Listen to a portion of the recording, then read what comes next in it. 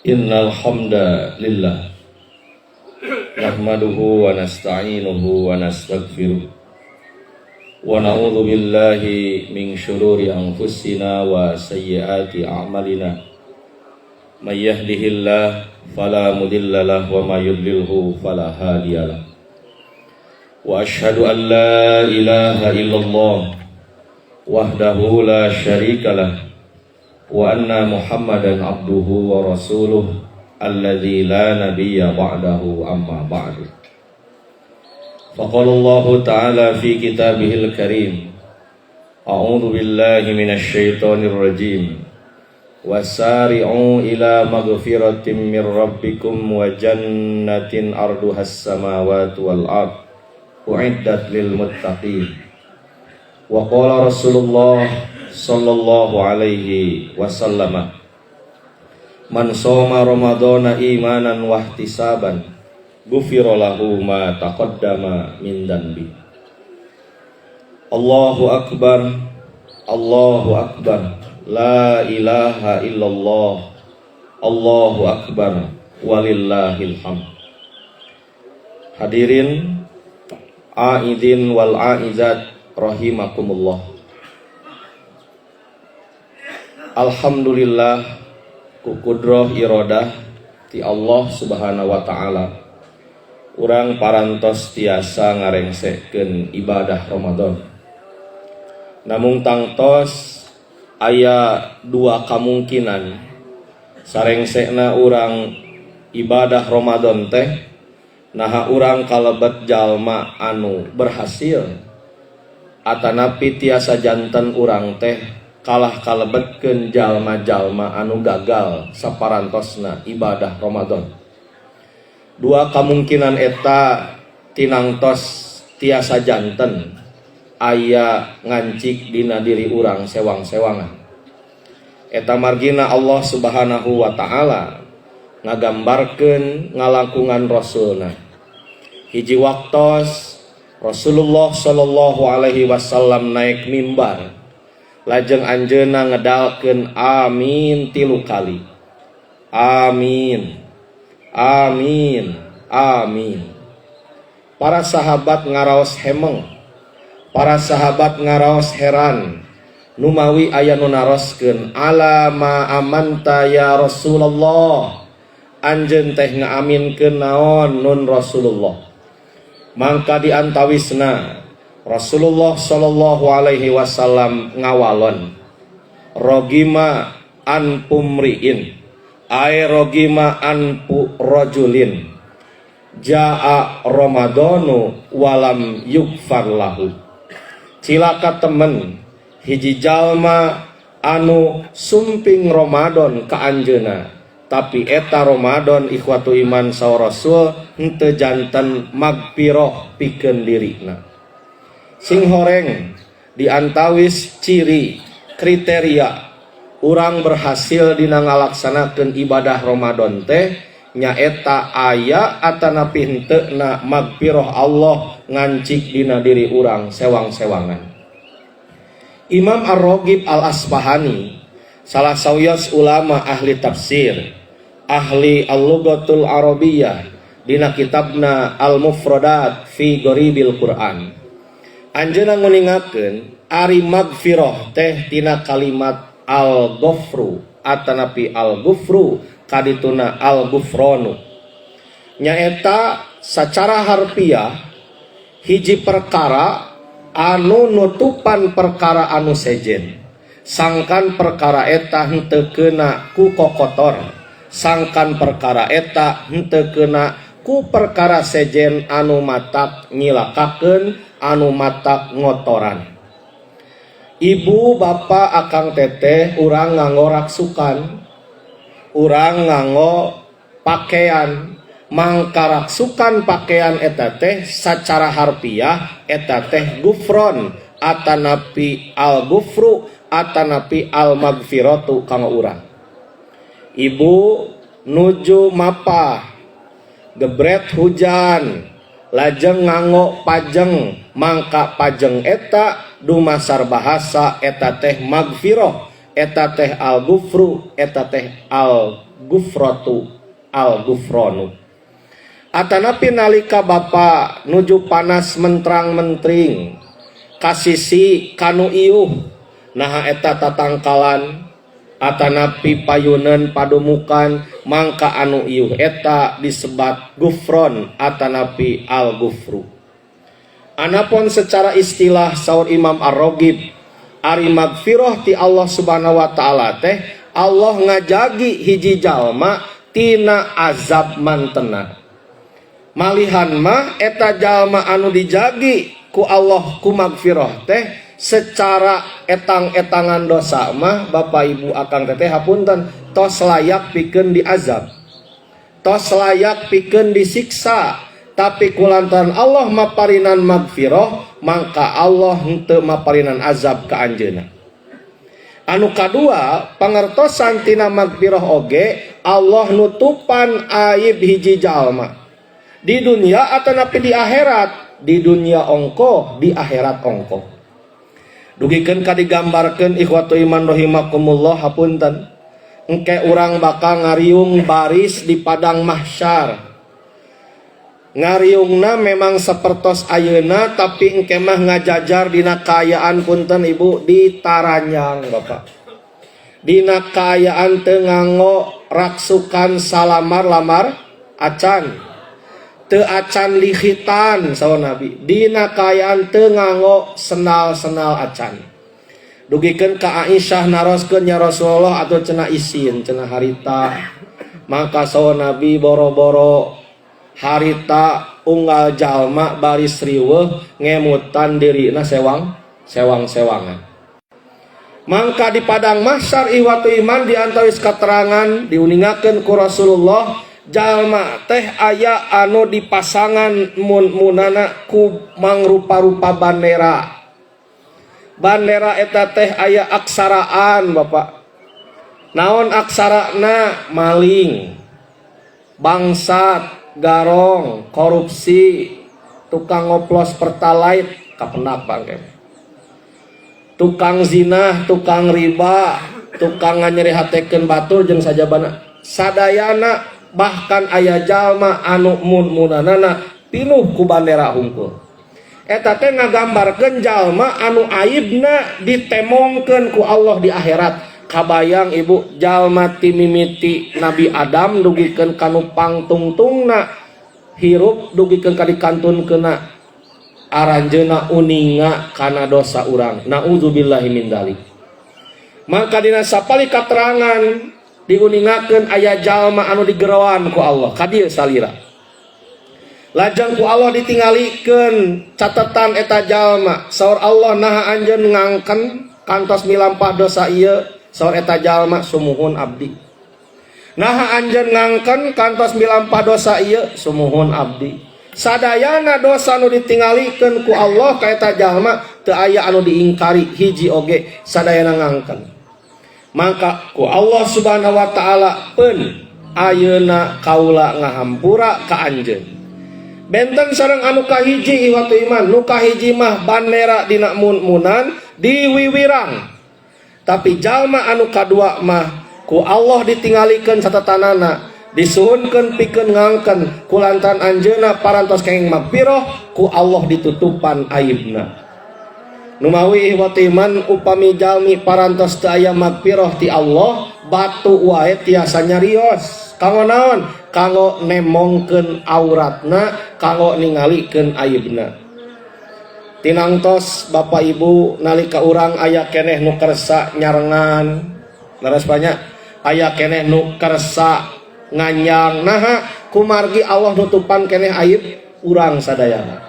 Maka ieu ciri berhasilna urang tina Ramadan teh kengingna magfirah ti Allah subhanahu wa ta'ala. Saur Rasul, man shoma Ramadana imanan wahtisaban ghufira lahu ma taqaddama min dzambi. Magfirah. Wa man qoma Ramadana imanan wahtisaban ghufira lahu ma taqaddama min dzambi. Wa man qoma lailatal qadri imanan wahtisaban ghufira lahu ma taqaddama min dzambi. Tinangtos ihwatu iman disebat gula pami amis. Leres banyak. Disebat uyah upami kumaha Bu? pami asin.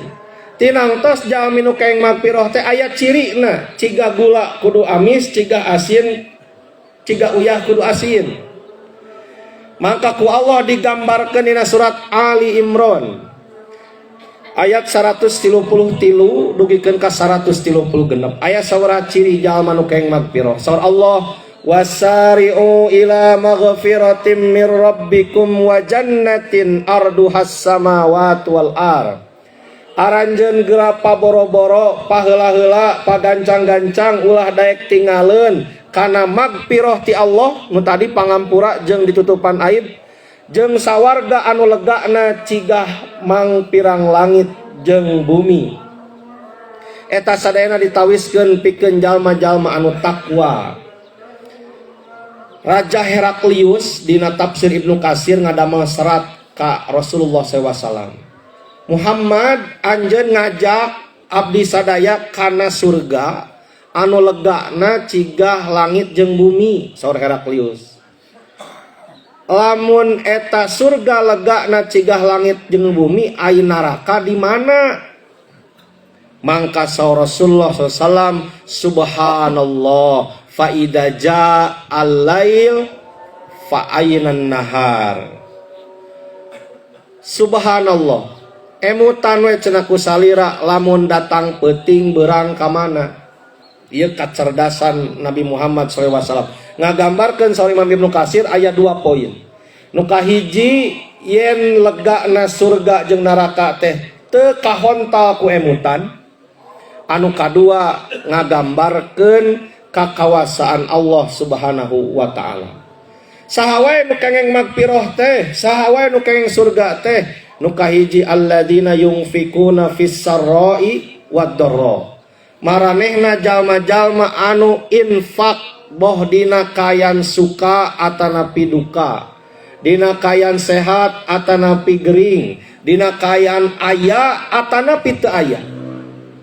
Anjeunna gaduh prinsip lamun aya tatangga nu ngumahakeun ulah tepikeun kamulang bari teu nyanak naon-naon.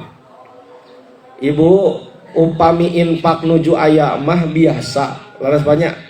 Anu luar biasa mah urang nuju wegah, urang nuju heureut, urang nuju sakedik tetep infak. Yunfikuna fis sarra wad dharra. Anu kadua wal kadiminal ghaid. Maranehna jalma-jalma anu bisa nahan kaamek. Rasulullah SAW menggambarkan man kaffa ghadabahu kaffallahu anhu adzabah. Singsa anu bisa nahan kaamekna Allah bakal nahan pikeun dirina azabna. Sanes teu tiasa amek Bapak Ibu, sanes elehan, tapi ieu jalma teh hoyong kengeng magpiroh ti Allah. Aya hadis riwayat Al-Hakim Pak dina Ibnu Katsir. Saur Rasul aya hiji jalma nu bakal dipasihan wangunan di surga, darajatna diangkat ku Allah. Naon wae cirina? Nu kahiji tina 3. Jalma anu nahan kaamek nalika amek. Anu kadua jalma anu ngahampura kasalahan batur. Anu katilu jalma anu manehna berehan ka jalma anu pedit. Kadituna jalma anu nyambungkeun silaturahmi jeung jalma anu megatkeunana. Wal afina anin nas, ciri anu katilu jalma nu kengeng magpiroh teh jalmi anu siap ngamaafkeun kasalahan batur. Dugikeun ka Rasul digambarkeun engke di sawarga aya jalma nu digero ainal afuna anin nas.